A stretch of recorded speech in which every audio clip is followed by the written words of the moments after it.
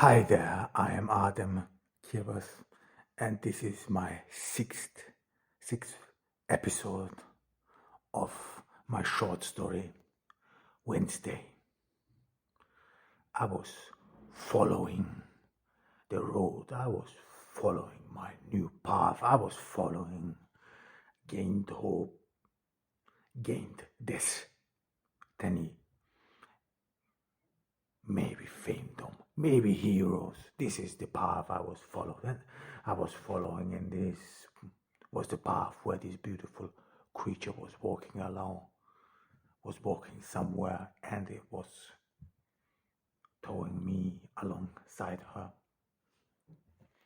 I didn't know where this journey would go. I didn't know that this would change my life in such a way that I would not be able to return to my old life anymore. And I did not want it to return to my old life. I saw my home in the distance. I walked past those lines who kept me all this year, and I followed this creature. She came by a crossroad. The sun gave her appearance, her beautiful body, a gleaming image, a gleaming appearance, like it would be encarved in an image, encarved in my mind.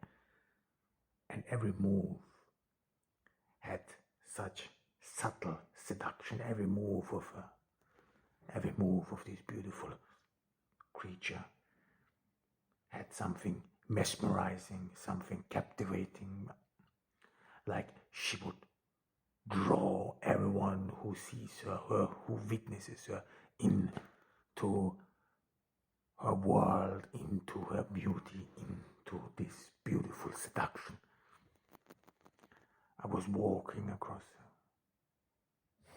this beautiful woman, changed my life, turned it upside down, and yet she didn't seem to know about it. She just walked away, and I felt indeed uncomfortable following her, because I did not know what to say to her, still didn't know how I could talk to her, how could I respond to her, what would I say to her if she would just stop, if she would just stare at me, stare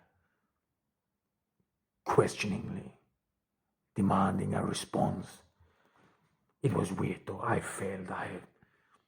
felt uncomfortable. I didn't.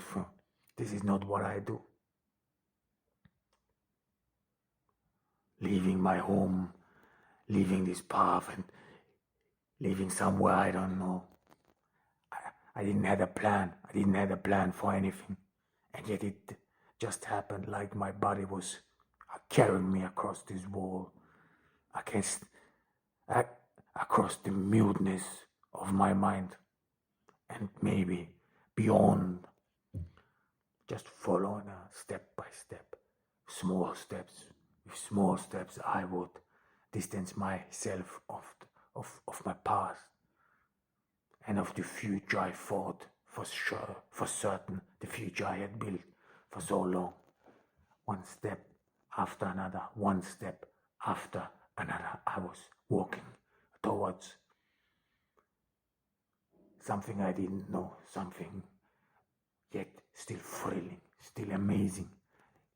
I was amazed about myself, like the moment I heard my own voice. Something new was going to happen, something new in my life, a change. Not me. This was not me anymore. This was not the young, stupid me anymore who believed in fairy tales. This was not me anymore who lived in an illusionary world. This was me who was walking the streets, walking somewhere, following this beautiful angel, following this beautiful woman. It was me now.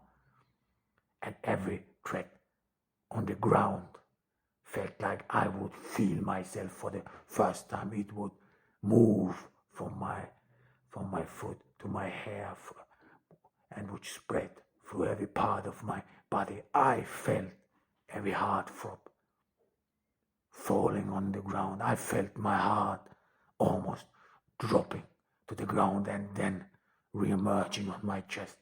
I felt every beat of it. Fear intermingled with thrill.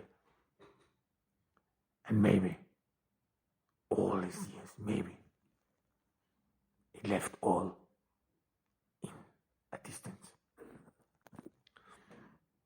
Rosa went into a side street and then she went into her home. These streets were new for me. I have never been here, but she did not care closing the door behind her. She just left the door open, and this is worse than this was another bother. Put itself in front of me. This was the moment where I would just stand and watch this new life, this new moment. I would not dare to go farther because I felt uncomfortable as well. I looked back at the path and the road I came so far, and it felt amazing. But Rosa disappeared. I knew now where she was. I knew now that she was living in the vicinity. I knew that in the house she disappeared right before. There she was, the life that was waiting for me, the moment, every time, every moment. All my thoughts, all my ideas had this conclusion. All my thoughts were leading somewhere to this very moment. And my heart throbs were hanging on these walls, beating in synchronicity, beating, deafening, leading me here to this world, to this sweet sound of her voice, this melody, which is still beaming in my ears. This is the path to my salvation. This is the path to my freedom. This is the path how you can climb walls and walk beyond them. This is the path which makes you a human being. This is the path which builds with every thread in front of me, the path to somewhere and yet to nowhere, the path which builds itself anew with every step, like I would build my road to somewhere, but I do not know where, and I do not fear anything. I wasn't afraid of anything. I was afraid of maybe I was afraid of one thing, and this is that I would walk so far, that I would go beyond the imaginable distance myself so far that I would not find back anymore. That I would wake up in the middle of the street, in the middle of nowhere, and just felt a deep urge to go back. I feel this deep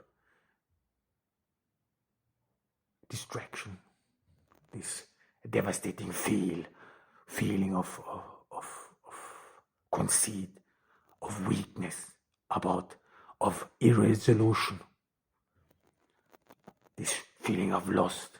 I feared that I would be struck by this feeling in the middle of nowhere, right at the very moment when I felt this courage to walk beyond the borders, to walk somewhere, to walk maybe out into this world, to walk through a destiny there.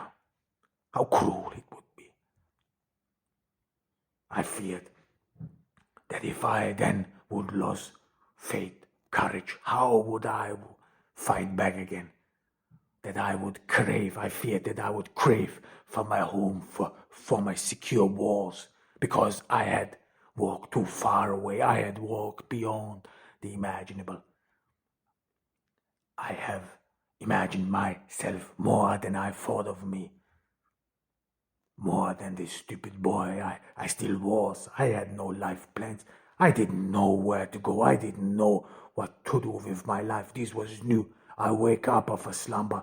This was not what people usually do.